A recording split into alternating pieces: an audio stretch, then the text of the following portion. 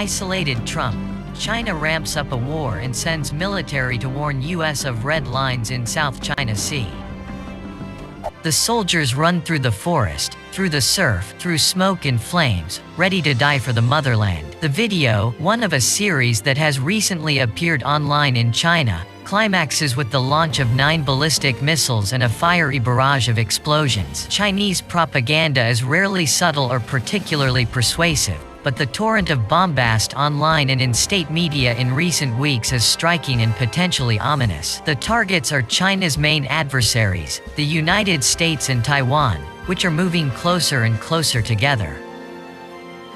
Propaganda has accompanied a series of military drills in recent weeks, including the test firing of ballistic missiles and the buzzing of Taiwan's airspace. Together, they are intended to draw stark red lines for the United States, signaling that China would not shrink from a military clash. While the prospect of war remains remote, the militaristic tone reflects the hawkishness of the country's leader, Xi Jinping. The risk is that the propaganda could translate into more provocative actions, at a time when the relationship with the United States has sharply deteriorated. The recent military moves in the South China Sea and the Taiwan Strait raise the possibility of actual clashes, intended or not.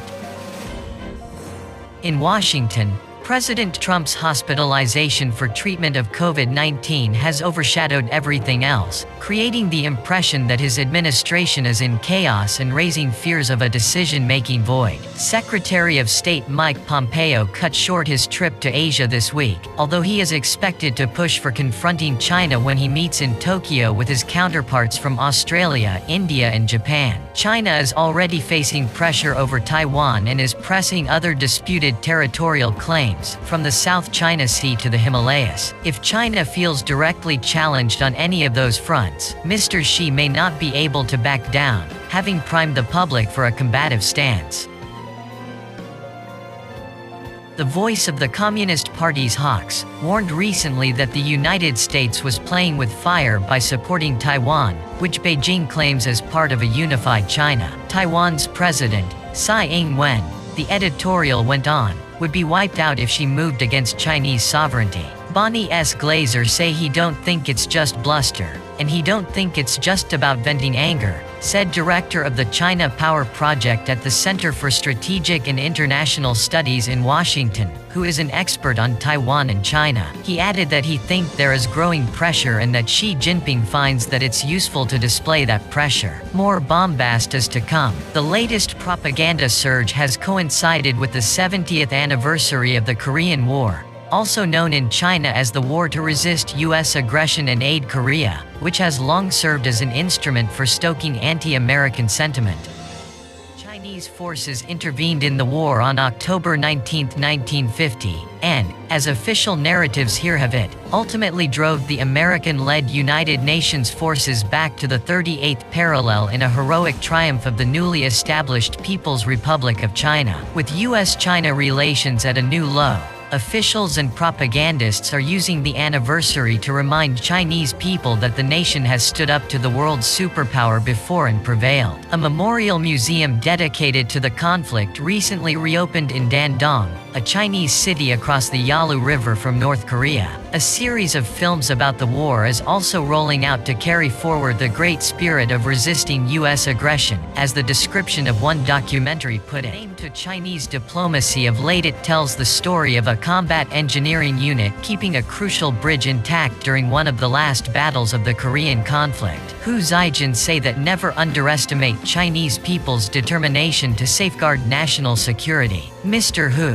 whose views are not official but echo those of the country's hawks, has been regularly warning the United States that it risks starting a war with China. In his latest unsubstantiated claim, he warned that Mr. Trump could launch a drone attack on Chinese bases in the South China Sea. As always, China's Communist Party has the ability to dial up propaganda and to dial it down to suit its domestic and geopolitical goals. For example, has been far less bellicose in its statements about India this summer, despite the lethal clashes along their border. With the United States, however, the tone has sharpened significantly as the Trump administration has moved almost daily to take on the Chinese, from closing the Chinese consulate in Houston to banning TikTok and WeChat. Chinese propaganda often uses martial language and images.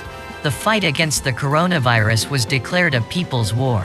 Mr. Xi, too, evokes the idea of a warlike struggle to overcome threats. Last month he listed 5 conditions that China would never accept, including any effort to divide or bully the Chinese people. The flurry of videos released by the People's Liberation Army, though, has left little doubt about its message. At least 2 have included the chorus "If war broke out today," including one for the secretive submarine service with details of equipment and geography blurred out. They have been viewed millions of times. Another video was even more explicit.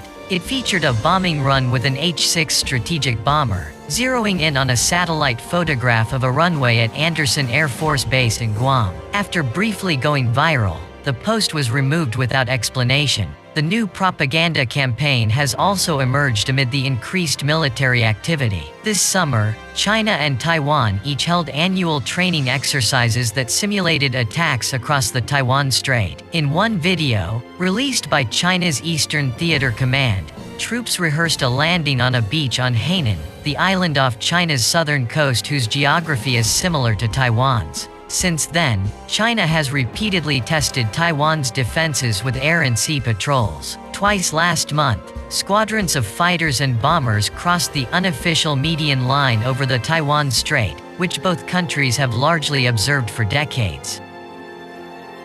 China's tone boiled over with 2 visits by American officials, including one in August by Alex M. Azar II, the Secretary of Health and Human Services, who was the most senior official to visit since the United States recognized the People's Republic of China in 1979. Chinese officials repeatedly denounced American support for Taiwan, saying it nurtured pro-independence sentiment on the island. Beijing seems particularly alarmed by a renewed political debate in Washington about whether the United States should explicitly state its willingness to defend Taiwan from a military attack. The Global Times editorial suggested that a higher-level visit by the Secretary of State or Defense would give China reason to respond with force. A harsher tone has spread not only in state media, but also among Chinese academics and analysts with government-linked think tanks who influence policy debates. Zhu Songling, director of the Institute of Taiwan Studies at Beijing Union University,